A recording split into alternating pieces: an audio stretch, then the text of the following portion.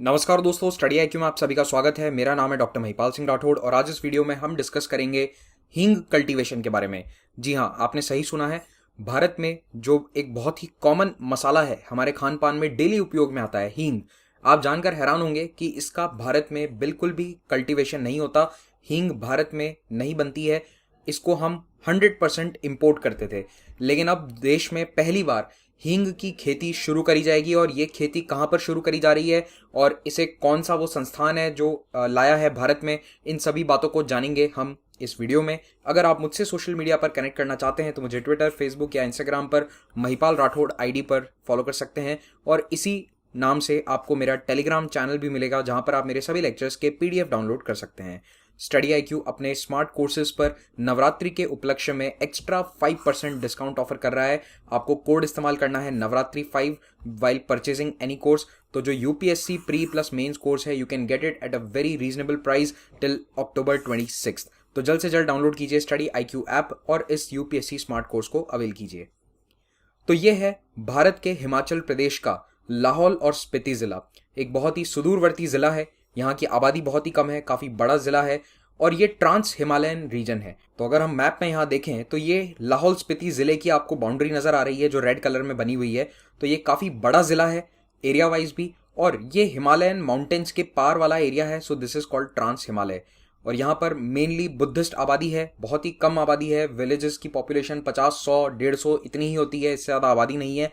और यहाँ का क्लाइमेट बहुत ही ठंडा है। विंटर्स यहाँ पर जब होती हैं तब 6 महीने के लिए ये पूरा एरिया कट ऑफ हो जाता है देश के दूसरे हिस्सों से। और यहाँ पर जो अभी तक मेनली खेती होती थी वो या तो एप्पल्स की होती है या फिर आलू जैसे क्रॉप्स की होती है। तो इसी सुदूरवर्ती लाहौल स्पीति जिले के क्वारिंग गांव में भारत में पहला हींग का कल्टीवेशन शुरू किया गया है। कुछ और भी गांव हैं जहां पर ये कल्टीवेशन किया जाएगा ट्रायल बेसिस पर अभी, लेकिन क्वारिंग में इसका एक तरह से वो छोटा सेरेमनी करके ये वाला जो फोटोग्राफ है ये क्वारिंग का है। तो अगर आप हिमाचल प्रदेश से हैं तो गांव का नाम याद रखिए, और अगर आप नेशनल एग्जाम्स दे रहे हैं तो I think Lahaul and Spiti ही पूछा जाएगा। इससे ज़्यादा आगे गाँव का नाम आपसे नहीं पूछा जाएगा। तो हींग का जो अंग्रेजी नाम है ये भी आपको याद रखना है, बहुत ही शानदार नाम है, एसेफिटीडा। तो एसेफिटीडा का कल्टीवेशन भारत में अब शुरू हो चुका है। दुनिया में जितना भी हींग उपजता है उसमें से आधा भारत में खप जाता है। India consumes 50% of the world's hing, और भारत में हींग की कोई खेती नहीं होती है। हमारे यहाँ प्रोडक्शन 0 है और कंजम्पशन दुनिया का 50%। तो हम हर साल 1200 टन हींग इंपोर्ट करते हैं, जिसका टोटल कॉस्ट हमें पड़ता है अबाउट 600 करोड़ रुपीस। और इसमें से 90% हम इंपोर्ट करते हैं अफगानिस्तान से, 2% ईरान और 8% उज्बेकिस्तान। तो आप देख सकते हैं मोस्टली हम अफगानिस्तान पर इसके लिए निर्भर हैं। अब अगर ये भारत में भी खेती होनी शुरू हो गई हींग की तो डेफिनेटली हमारा जो इंपोर्ट बिल है वो कम होगा। अब हमारे लिए एग्जाम पॉइंट ऑफ व्यू से ये इंपॉर्टेंट है कि हींग एक्चुअली में होता क्या है और इसे भारत में लेकर कौन आया है। तो हींग भारत के अंदर एक बहुत ही कॉमनली यूज्ड मसाला है, कॉन्डिमेंट है, कुछ भी आप कह लीजिए। खाने में बहुत इस्तेमाल करते हैं, कई और प्रोडक्ट्स में यूज़ होता है। पेट खराब होता है तो भी लोग हींग की अलग अलग जो मिक्सचर्स होते हैं उनको खाते हैं। हाजमोला जैसी चीज़ों में उसका इस्तेमाल होता है, कायम चूर्ण में इस्तेमाल होता है। तो ये जो हींग है ये भारत में बहुत कॉमनली यूज होता है, लेकिन भारत में इसका प्लांटिंग मटीरियल यानी कि हमें बीज नहीं मिलता, क्योंकि अफगानिस्तान से यहाँ बीज ट्रांसपोर्ट करना बहुत ही मुश्किल है। तो मेन जो इशू था भारत में अभी तक वो बीज था, कि बीज यहाँ पर लाकर डेवलप करना बहुत मुश्किल था। तो ये बॉटलनेक रिजॉल्व किया है CSIR के IHBT ने। अब ये CSIR IHBT क्या है? तो देखो, CSIR आई एम श्योर आप सभी को पता होगा, council of scientific and industrial research. CSIR एक सरकारी संस्था है जिसके अंडर बहुत सारी लैबोरेटरीज काम करती हैं अलग अलग फील्ड में। तो इसी तरह की एक लैब है या इंस्टीट्यूट है जिसका नाम है CSIR IHBT, institute of Himalayan bio resource technology, और ये स्थित है पालमपुर में। पालमपुर भी हिमाचल प्रदेश में है। अब आप इसके नाम से ही समझ गए होंगे कि ये हिमालय के क्षेत्र में जो जैव संपदा होती है उसको बढ़ावा देते हैं, उसमें टेक्नोलॉजी का इस्तेमाल करते हैं, प्रौद्योगिकी का इस्तेमाल करते हुए उसे बढ़ाते हैं। तो वैसे ही इन्होंने अफगानिस्तान से लाए हुए सीड्स को इस तरह से डेवलप किया कि ये लाहौल स्पीति हिमाचल के रीजन में ग्रो करे जा सकें और सस्टेनेबल मैनर में आगे से आगे ग्रो करे जा सकें। याद रखिएगा, CSIR की भारत में 38 लैबोरेटरीज हैं, 39 आउटरीच सेंटर हैं, 3 इनोवेशन कॉम्प्लेक्स और 5 यूनिट हैं।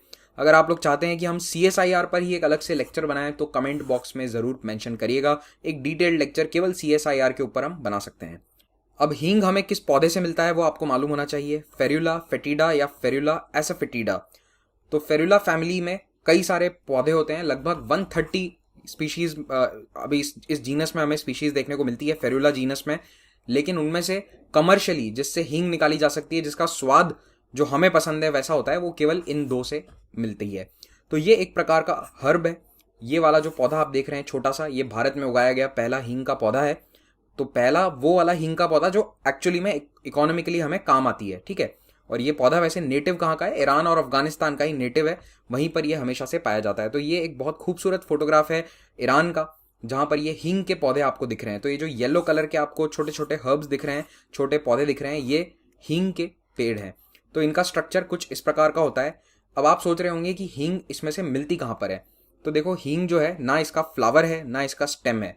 याद रखना, हींग जो है वो एक प्रकार का रेजिन है जो इसकी रूट्स से हमें मिलता है। ये बहुत ही इंपॉर्टेंट फैक्ट है। अगर क्वेश्चन आया तो इसी फैक्ट पर आएगा कि हींग उस पेड़ का यानी फेरुला पौधे का कौन सा हिस्सा है। तो ये जो आपको हर्ब दिख रहा है, इसके रूट में से हमें एक रेजिन मिलता है, जो रेजिन ड्राई करने के बाद कुछ इस प्रकार का नजर आता है। अगर आपने कभी मार्केट में जाकर इस तरह से हींग खरीदी है, रॉ हींग खरीदी है, तो वो आपको ऐसे देखने को मिलेगी। लेकिन जनरली हम इसे घर पे जब इस्तेमाल करते हैं तो इसे पीस कर इस्तेमाल करते हैं, डायरेक्टली इस तरह से उसे नहीं यूज करा जाता। और ये जो हींग है ये 35,000 रुपीज पर किलो के रेट से बिकती है। जी हाँ, आप सही पढ़ रहे हैं, it is costing 35,000 rupees per kilo, ये इसका मार्केट वैल्यू होता है। तो इमेजिन कीजिए अगर किसान इसे उगाने लग जाएं तो उनको इकोनॉमिकली इसका कितना फायदा होगा। और हींग का एक सबसे इंपॉर्टेंट यूज भारत में तो यही है कि इसे यूज किया जाता है कई तरह के कायम चूरन एटसेट्रा में, और खाने में, दाल वगैरह में भी इसको बहुत यूज करते हैं। तो याद रखिएगा, एसाफेटिडा या हींग ड्राइड लेटेक्स है जो राइजोम से या टैप रूट से मिलता है फेरुला स्पीशीज के। और जैसा मैंने आपको बताया कि 130 के आसपास स्पीशीज हैं, लेकिन केवल फेरुला एसाफेटिडा जो है, इसी से हमें वो हींग मिलती है जो हमें स्वाद लगती है, हमें खाने में अच्छी लगती है। ऑलराइट, तो भारत में फेरुला स्पीशीज के दूसरे पौधे तो हैं, जैसे कि फेरुला जैशकियाना, ये हमें चंबा में मिलता है, और फेरुला नार्थेक्स हमें मिलता है कश्मीर में।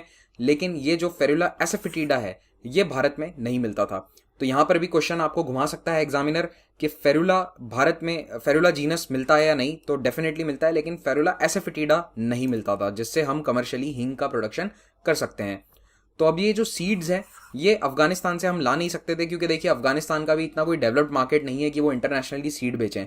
तो हमारे सामने सबसे बड़ी प्रॉब्लम या चुनौती यही थी कि किस तरह से सीड्स को यहाँ लेकर आया जाए। तो इसको सॉल्व किया है IHBT ने, कुछ उन्होंने सीड्स वहाँ से मंगाए और अब एक टिश्यू कल्चर लैब स्थापित करी है, जहाँ पर इसके बहुत सारे सैपलिंग्स उगाए जा सकते हैं, छोटे छोटे पौधे, और उन्हें आगे ट्रांसप्लांट किया जा सकता है किसानों के खेत में, और इस तरह से आगे एक नई क्रॉप जनरेट हो जाएगी। तो जैसे ये टिश्यू कल्चर लैब सक्सेसफुल हुई, हमें दूसरे देशों से हींग के बीज को मंगवाने की ज़रूरत नहीं पड़ेगी। अब लाहौल स्पीति को क्यों चुना गया? तो ये लाहौल स्पीति का एक टिपिकल खेत है। इस एरिया को चुना गया क्योंकि यहाँ का क्लाइमेट अफगानिस्तान से काफ़ी मिलता जुलता है, क्योंकि ये एक ड्राई डेजर्ट एरिया है। यहाँ पर बारिश इतनी नहीं होती, लेकिन स्नोफॉल होता है। तो जो नमी है वो बर्फ़ के थ्रू क्रॉप्स को मिलती रहती है। जैसे जैसे बर्फ़ पिघलती है वैसे वैसे जो फसल है उसको नमी मिलती रहेगी। और ये जो पौधा है एसाफेटिडा, फेरुला एसाफेटिडास, इसको बर्फ़ चाहिए। जब ये बर्फ़ में ढक जाता है तभी इसमें वो प्रॉपर हींग डेवलप होती है इसके रूट में। तो यहाँ के ही कुछ गाँव को चूज़ किया गया है एज ट्रायल साइट्स, जिसमें पहला गांव है क्वारिंग, जिसका नाम आपको मैंने बता दिया है। तो ये कोल्ड डेजर्ट एरिया है और इसको मैक्सिमम 20 to 30 डिग्री टेम्परेचर चाहिए, इससे ज़्यादा नहीं। और इसमें ये रेजिन निकलने में इस पौधे में 5 साल लग जाते हैं, यानी कि जब तक ये 5 साल का होता है तब जाकर इसके रूट से हमें ओलियोगम रेजिन देखने को मिलता है, तब उस रेजिन को हम निकाल सकते हैं। तो अभी ये पौधे लगाए गए हैं, अभी कुछ 4-5 साल लगेंगे भारत में कमर्शियली हींग, भारत की हींग आने में। ओके, तब तक हमें इंपोर्ट से ही काम चलाना पड़ेगा। इसी के साथ ये लेक्चर समाप्त होता है। अगर आपको ये लेक्चर अच्छा लगा तो इस वीडियो को लाइक ज़रूर करें, और अगर आपने स्टडी IQ को सब्सक्राइब नहीं किया है तो please click on the subscribe button. Thank you very much, have a great day.